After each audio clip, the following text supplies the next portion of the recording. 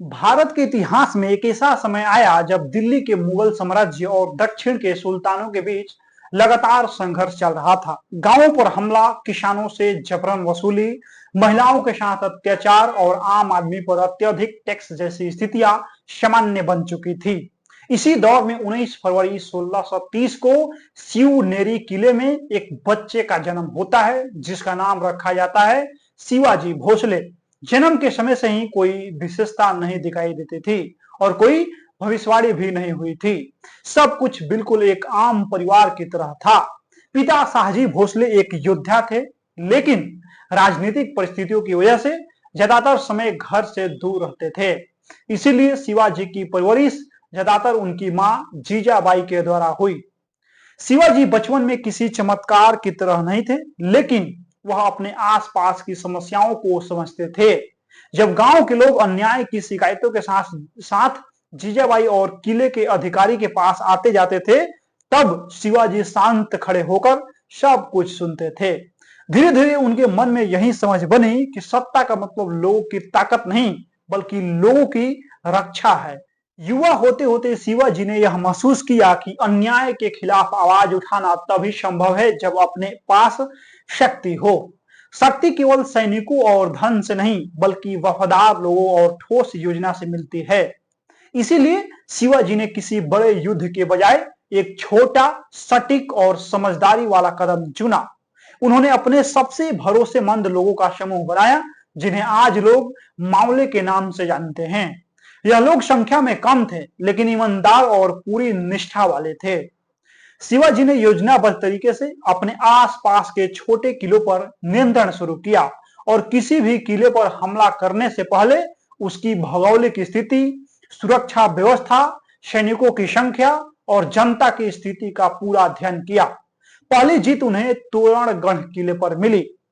सत्य यही है कि इस जीत के समय शिवाजी के पास बड़ी सेना नहीं थी, न ही अधिक धन था, लेकिन योजना बिल्कुल सही थी और इसलिए विजय मिली।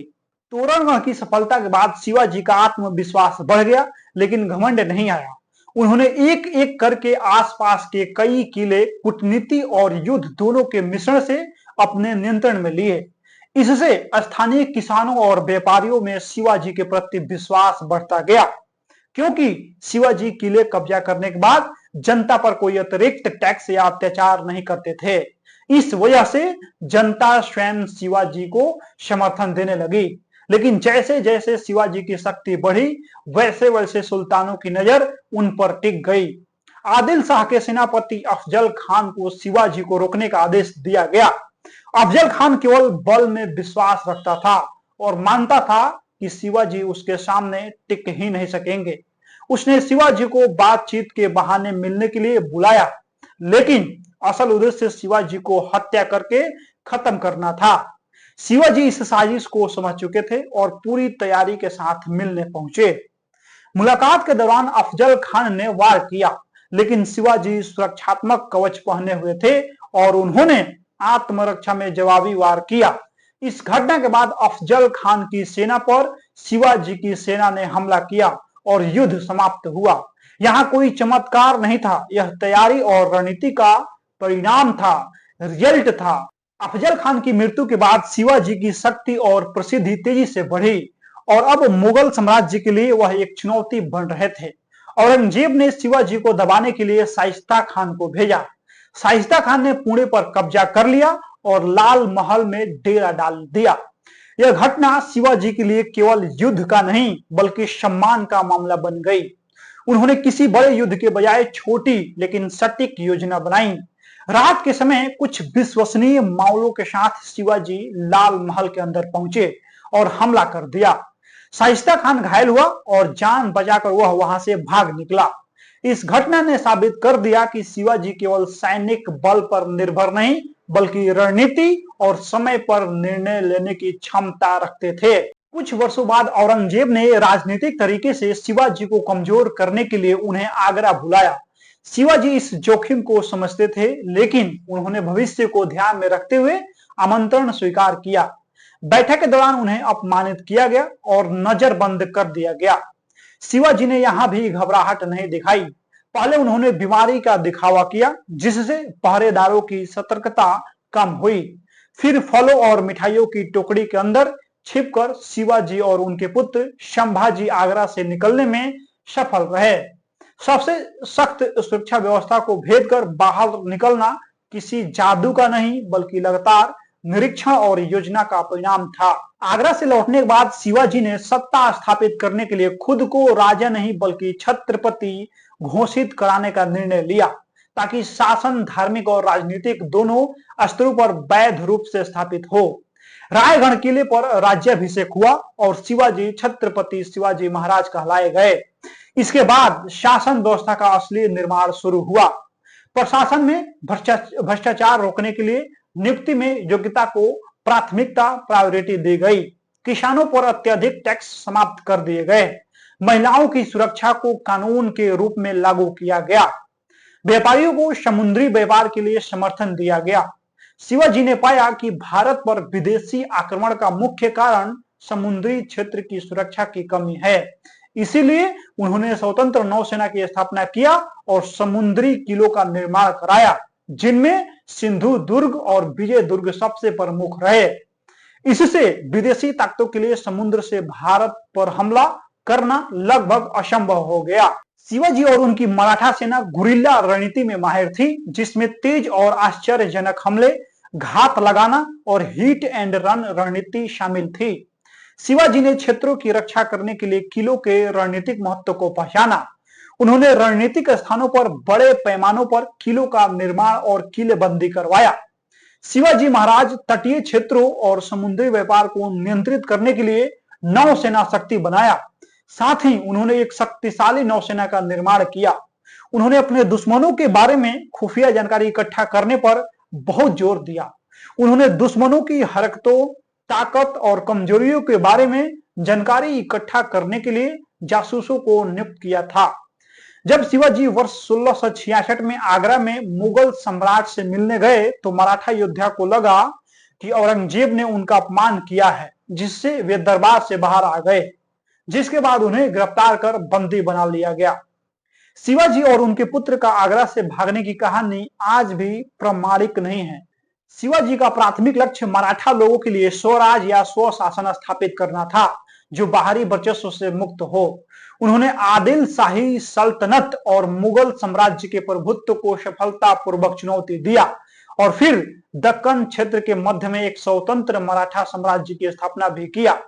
1674 में शिवाजी महाराज ने एक स्वतंत्र शासक के रूप में भव्य तरीके से सिंहासन पर बैठने का कार्य किया। उस समय दबे कुचले हिंदू समुदाय ने उन्हें अपने महान नेता के रूप में स्वीकार कर लिया। उन्होंने लगभग 6 वर्षों तक अपने क्षेत्र का शासन अपने 8 मंत्रियों के मंत्रिमंडल के माध्यम से किया। छत्रपति शिवाजी महाराज, जो एक समर्पित हिंदू थे और अपने धर्म के रक्षक होने पर गर्व महसूस करते थे, उन्होंने एक महत्वपूर्ण आदेश देकर परंपरा को तोड़ने का साहस दिखाया। उन्होंने यह निर्देश दिया कि उनके 2 रिश्तेदार, जिन्हें जबरन इस्लाम में परिवर्तित किया गया था, उनको पुनः हिंदू धर्म में वापस लाया जाए। यह कदम न केवल उनके धार्मिक विश्वास को दर्शाता है, बल्कि यह भी बताता है कि वे अपने समुदाय के प्रति कितने समर्पित थे। शिवाजी महाराज का यह निर्णय उनके नेतृत्व की महानता और उनके धर्म के प्रति उनकी निष्ठा को उजागर करता है, जिससे उन्होंने अपने समय के हिंदू समाज में एक नई जागरूकता और आत्मसम्मान की भावना को जन्म दिया। अपनी रणनीतिक क्षमता के लिए मशहूर शिवाजी ने अपने शासनकाल में कई किलों का निर्माण करवाया और उन पर कब्जा किया। रायगढ़ किला ऐतिहासिक रूप से बहुत महत्वपूर्ण है, क्योंकि यह शिवाजी के शासन के दौरान मराठा साम्राज्य की राजधानी हुआ करता था। महाराष्ट्र के सह्याद्री पर्वत में स्थित रायगढ़ किला प्राकृतिक सुरक्षा प्रदान करता था।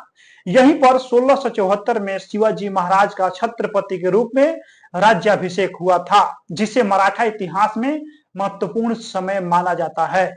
शिवाजी से जुड़ा एक और प्रमुख किला है महाराष्ट्र के पुणे के पास स्थित सिंहगढ़ किले का इतिहास यादव वंश से जुड़ा हुआ है। शिवाजी ने 1670 में किले पर फिर से कब्जा किया था, जिसमें उन्होंने अपनी सैन्य कुशलता और ऋण संकल्प का प्रदर्शन किया था। प्रतापगढ़ किला महाराष्ट्र के महाबलेश्वर के पास स्थित है और यह 1659 में शिवाजी महाराज और अफजल खान के नेतृत्व वाली आदिल शाही सेना के बीच लड़े गए प्रतापगढ़ युद्ध के लिए प्रसिद्ध है। यह किला ऐतिहासिक महत्व रखता है क्योंकि प्रतापगढ़ में शिवाजी की जीत ने उनके सैन्य करियर में एक महत्वपूर्ण मोड़ ला दिया और एक शक्तिशाली योद्धा के रूप में उनकी प्रतिष्ठा को मजबूत किया। किले में देवी भवानी माता का एक मंदिर है जिन्हें शिवाजी पूजते थे। छत्रपति शिवाजी महाराज का पहला विवाह 14 मई 1640 को सैयाबाई निम्बालकर उर्फ साई भोसले से लाल महल पुणे में हुआ था। साईबाई उनकी प्रथम और मुख्य पत्नी थी और उन्हीं से शिवाजी के उत्तराधिकारी संभाजी महाराज का जन्म हुआ। शिवाजी महाराज ने कुल 8 विवाह किए थे। ये विवाह केवल पारिवारिक नहीं बल्कि राजनीतिक दृष्टि से अत्यंत महत्वपूर्ण थे। इन वैवाहिक संबंधों के माध्यम से शिवाजी ने विभिन्न मराठा सरदारों और शक्तिशाली घरानों को एकजुट किया और मराठा साम्राज्य को संगठित करने में सफलता प्राप्त किया। आखिरी वर्षों में शिवाजी ने युद्ध के बजाय शासन को मजबूत करने पर ज्यादा ध्यान दिया क्योंकि उन्होंने समझ लिया था कि केवल किले जीतना काफी नहीं, स्थिर राज्य व्यवस्था बनाना आवश्यक है। छत्रपति शिवाजी महाराज का निधन 3 अप्रैल 1680 ईस्वी में रायगढ़ किले में हुआ था। उस समय उनकी आयु लगभग 50 वर्ष थी। इतिहासकारों के अनुसार उनकी मृत्यु बुखार, ज्वर और आंतों के संक्रमण के कारण हुई थी। कुछ लोक कथाओं में यह भी कहा गया है कि शिवाजी महाराज को कफ और जठर रोग, पेट की बीमारी हो गई थी जो धीरे धीरे गंभीर होती चली गई। कई महीनों तक इलाज करवाने के बावजूद उनकी तबीयत में सुधार नहीं हुआ और अंततः उन्होंने अपने जीवन की अंतिम सांस लिया। उनकी मृत्यु के बाद उनके पुत्र संभाजी महाराज ने मराठा साम्राज्य की गद्दी संभाली। शिवाजी महाराज का जीवन और कार्य आज भी स्वराज, पराक्रम और राष्ट्रभक्ति के प्रतीक के रूप में याद किए जाते हैं। छत्रपति शिवाजी महाराज को आज लोग इसलिए याद नहीं रखते क्योंकि उन्होंने युद्ध जीते, बल्कि इसलिए क्योंकि उन्होंने ऐसी शासन व्यवस्था दिखाई जिसमें राजा जनता से नहीं, जनता राजा से बड़ी थी। उन्होंने सिद्ध किया कि विजेता वह नहीं होता जिसके पास सबसे बड़ी सेना हो, बल्कि वह होता है जो सबसे सही निर्णय ले सके। आज भी प्रशासन, कूटनीति, युद्ध कला और नेतृत्व पर शोध करते समय शिवाजी के उदाहरण दुनिया भर में पढ़ाए जाते हैं। उनके जीवन की सबसे बड़ी ताकत यह थी कि उन्होंने कभी भावनाओं के बजाय वास्तविकता और रणनीति को प्राथमिकता दिया। इसी वजह से वह केवल इतिहास के राजा नहीं बल्कि नेतृत्व के सबसे बड़े प्रतीक माने जाते हैं। बाकी इस वीडियो में आप लोग अपना प्रतिक्रिया दे दीजिए। मिलते हैं अगला वीडियो में। बहुत बहुत धन्यवाद।